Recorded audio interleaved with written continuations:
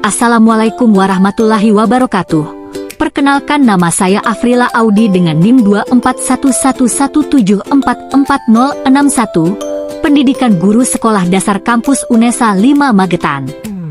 Di sini saya akan memaparkan materi yang berjudul ekosistem, jenis-jenis ekosistem, komponen ekosistem beserta proses yang terjadi pada ekosistem.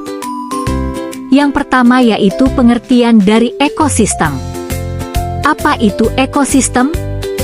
Ekosistem merupakan sistem interaksi antara makhluk hidup sebagai faktor biotik dengan lingkungan tempat ia tinggal, faktor abiotik.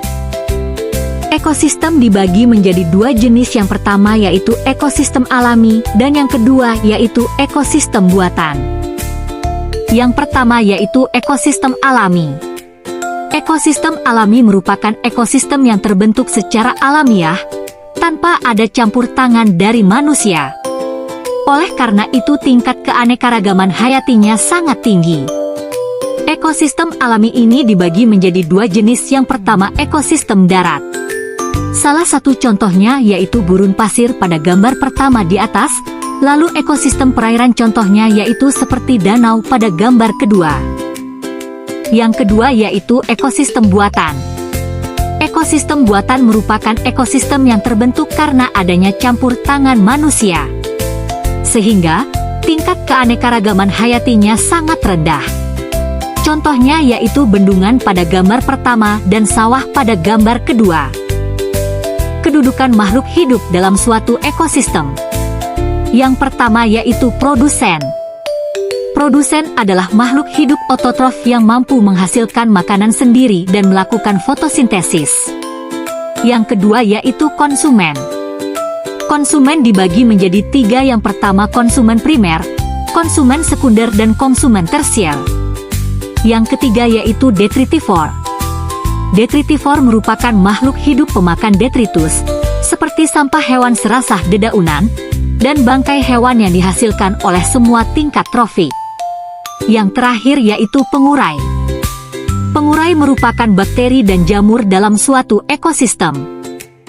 Untuk penjelasan dari konsumen, konsumen yang pertama yaitu konsumen primer. Konsumen ini terdiri dari organisme heterotrof yang memakan tumbuhan hijau, alga, dan bakteri. Contohnya yaitu di ekosistem darat terdapat sapi dan kelinci, sedangkan di ekosistem perairan atau ekosistem laut yaitu udang. Yang kedua yaitu konsumen sekunder. Konsumen sekunder merupakan karnivora pemakan konsumen primer. Contohnya yaitu katak, harimau, dan ikan-ikan kecil. Yang ketiga yaitu konsumen tersier. Konsumen ini merupakan konsumen puncak dalam piramida makanan. Contohnya yaitu di ekosistem darat terdapat burung elang, sedangkan di ekosistem laut terdapat ikan hiu. Interaksi dalam ekosistem. Interaksi tersebut dibagi menjadi dua, yang pertama interaksi antara komponen biotik dengan abiotik. Contohnya keberadaan tumbuhan yang sangat dipengaruhi oleh kondisi tanah. Yang kedua yaitu interaksi antara komponen biotik dengan biotik. Contohnya yaitu kompetisi atau persaingan seperti harimau dan singa. Predasi contohnya tikus makan padi, kucing makan ikan. Selanjutnya yaitu simbiosis. Simbiosis dibagi menjadi tiga, yang pertama simbiosis mutualisme, yaitu saling menguntungkan, contohnya bakteri E. coli dengan usus manusia. Simbiosis komensalisme yaitu salah satu diuntungkan dan sebaliknya dirugikan, contohnya anggrek dengan tanaman inangnya. Simbiosis parasitisme yaitu salah satu diuntungkan dan yang lainnya dirugikan, contohnya benalu dengan pohon mangga. Simbiosis amensalisme yaitu merugikan dari satu pihak dan tidak terpengaruh dari pihak lain, contohnya rumput teki dan tanaman padi. Netral contohnya pohon dan ular. Antibiosis contohnya yaitu jamur dengan bakteri. Aliran energi dalam ekosistem. Dalam ekosistem, terdapat aliran energi sebagai rangkaian urutan pemindahan energi dari satu tingkatan trofik ke tingkatan trofik berikutnya. Tingkatan trofik merupakan kedudukan individu dalam suatu rantai makanan. Pada gambar di samping merupakan tingkatan topik dalam suatu rantai makanan. produsen menduduki tingkat trofik paling bawah, konsumen primer menduduki tingkat trofik kedua, konsumen sekunder menduduki tingkat trofik ketiga, dan yang paling atas yaitu konsumen tersier. Selanjutnya yaitu rantai makanan.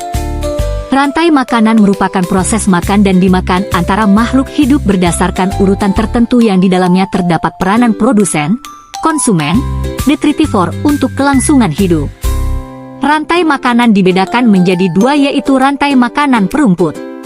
Rantai makanan perumput yaitu rantai makanan yang diawali dari tumbuhan pada tingkat pertama. Yang kedua yaitu rantai makanan detritus. Rantai makanan detritus yaitu rantai makanan yang tidak diawali dari tumbuhan sebagai tingkat trofik pertamanya, tetapi diawali dari detrivor. Ini adalah gambaran perbedaan rantai makanan yang pertama rantai makanan perumput dan yang kedua rantai makanan detrivor. Selanjutnya yaitu jaring-jaring makanan. Jaring-jaring makanan merupakan beberapa rantai makanan yang rumit dan saling berhubungan satu dengan yang lainnya. Pada setiap rantai makanan yang membentuk jaring-jaring makanan terdapat beberapa persamaan. Yang pertama selalu ada makhluk hidup yang autotrof, yaitu tumbuhan hijau, selalu ada makhluk hidup pemakan tumbuhan dan makhluk hidup pemangsa, dan selalu ada makhluk hidup yang menguraikan jasad yang mati.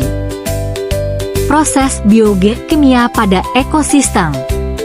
Aliran energi dan daur materi menyebabkan pertukaran atau perubahan secara terus-menerus antara komponen makhluk hidup dengan makhluk tak hidup.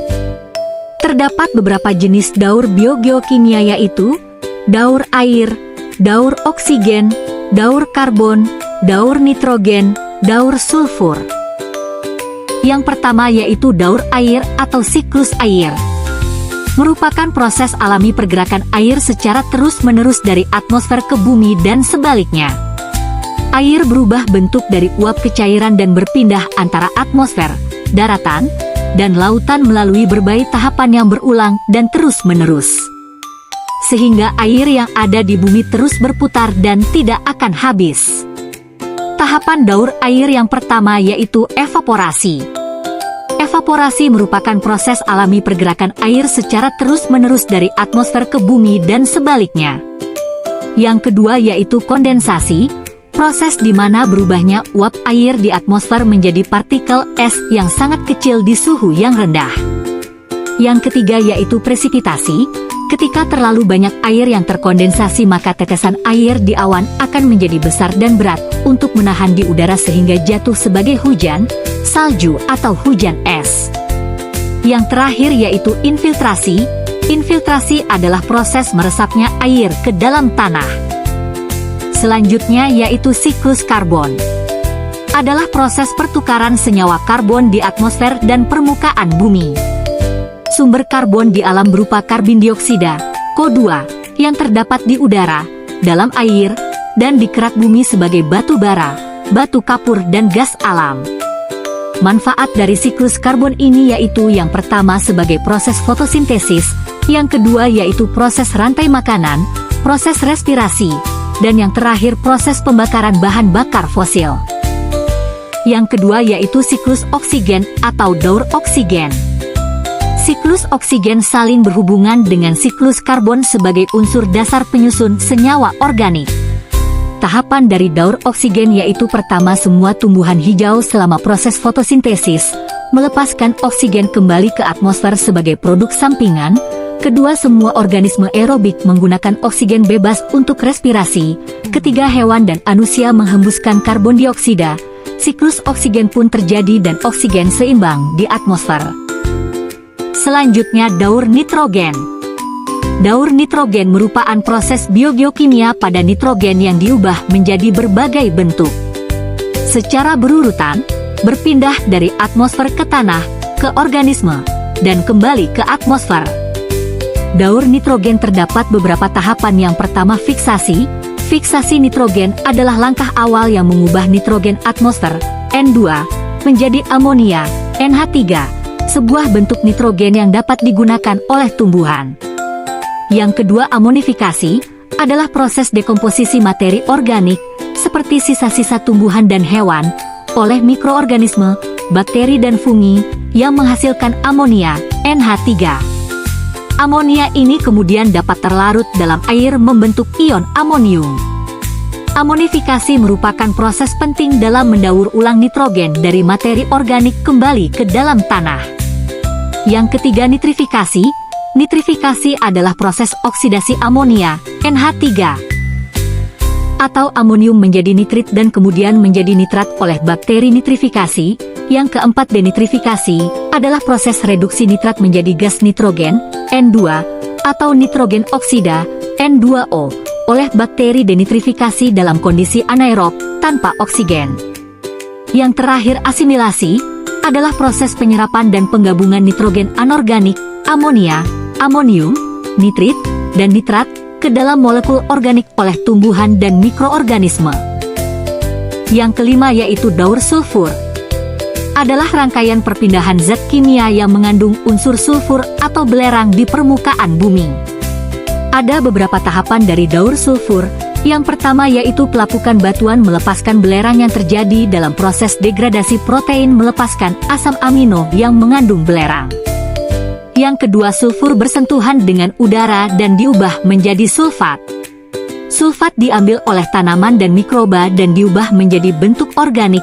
Yang ketiga, bentuk organik belerang kemudian dikonsumsi oleh hewan melalui makanan mereka. Dengan demikian, belerang bergerak dalam rantai makanan. Yang keempat, ketika hewan mati, beberapa belerang dilepaskan oleh dekomposisi, sementara beberapa masuk ke jaringan mikroba. Yang kelima, ada beberapa sumber alam seperti letusan gunung berapi, penguapan air, dan penguraian bahan organik di rawa-rawa, yang melepaskan belerang langsung ke atmosfer. Belerang ini jatuh di bumi dengan curah hujan. Kesimpulannya, ekosistem merupakan suatu sistem yang terbentuk dari interaksi antara makhluk hidup, biotik, dan lingkungan abiotik di sekitarnya. Dalam ekosistem terdapat berbagai jenis, seperti ekosistem darat dan ekosistem perairan, yang masing-masing memiliki ciri khas dan komponen tersendiri. Komponen ekosistem dibagi menjadi dua, yaitu komponen biotik, produsen, konsumen, dan dekomposer, serta komponen abiotik, air, cahaya, tanah, suhu, dan udara.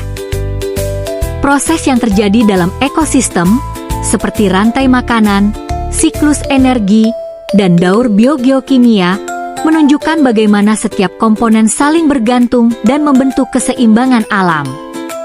Oleh karena itu, menjaga keseimbangan ekosistem sangat penting agar kehidupan di bumi dapat berjalan secara berkelanjutan.